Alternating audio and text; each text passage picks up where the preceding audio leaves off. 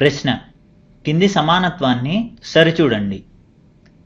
5/4 plus -1/2 plus -3/2 5/4 plus -1/2 plus -3/2. జవాబు: ఈ ప్రశ్నలో సమానత్వాన్ని సరిచూడమన్నారు. అంటే LHS RHS అవుతుందా లేదా చూడమన్నారు. దీనికోసం ముందు మనం LHS తీసుకుందాం. అంటే ఈ విలువను తీసుకుందాం. LHS 5/4 plus -1/2 plus -3/2. ఇప్పుడు బ్రాకెట్లు తీసేసి రాద్దాము. 5/4 ప్లస్ ఇంటూ మైనస్ అంటే దాని విలువ -1/2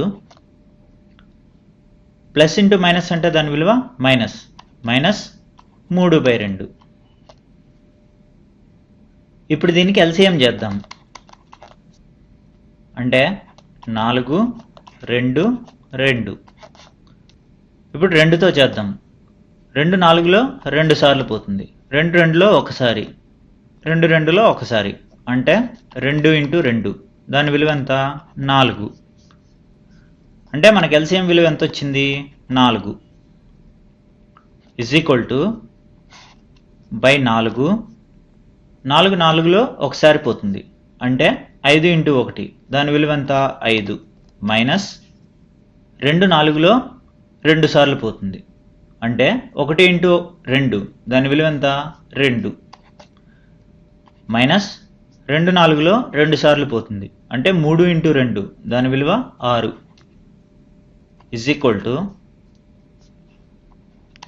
5 మైనస్ -2 -6 దాని విలువ -8. -8/4.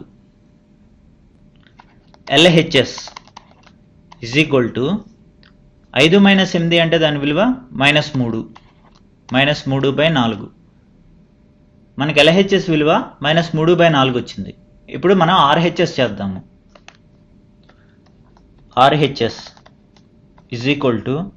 RHS అంటే దాని విలువ ఇది 5/4 ప్లస్ బ్రాకెట్ ఆఫ్ -1/2 ప్లస్ -3/2 ఇప్పుడు బ్రాకెట్లు తీసేసి రాద్దాము. 5/4 ప్లస్ -1/2 ప్లస్ ఇంటూ మైనస్ అంటే దాని విలువ -3/2 5/4 ప్లస్ ఇంటూ -1/2 అంటే దాని విలువ -1/2. అలాగే ప్లస్ ఇంటూ -3/2 దాని విలువ -3/2. ఇప్పుడు దీనికి LCM చేద్దాం. 4 2 2 2 పెట్టి చేద్దాం. 2 4లో 2 సార్లు పోతుంది. 2 2లో ఒకసారి. అలాగే 2 2లో ఒకసారి. అంటే 2 × 2 దాని విలువ 4. అంటే మనకి LCM విలువ 4 వచ్చింది. RHS LCM విలువ 4. 4 4లో ఒక్కసారి పోతుంది. అంటే 5 × 1 దాని విలువ ఎంత? 5 మైనస్ 2 4లో 2 సార్లు పోతుంది. 2 × 1 దాని విలువ 2 మైనస్ 2 4లో 2 సార్లు పోతుంది. అంటే 3 × 2 దాని విలువ 6 5 మైనస్ -2 -6 దాని విలువ -8/4.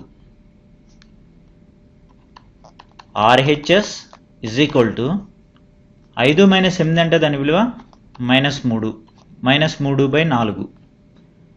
అంటే RHS విలువ -3/4 వచ్చింది. LHS equal to -3/4, RHS equal to -3/4.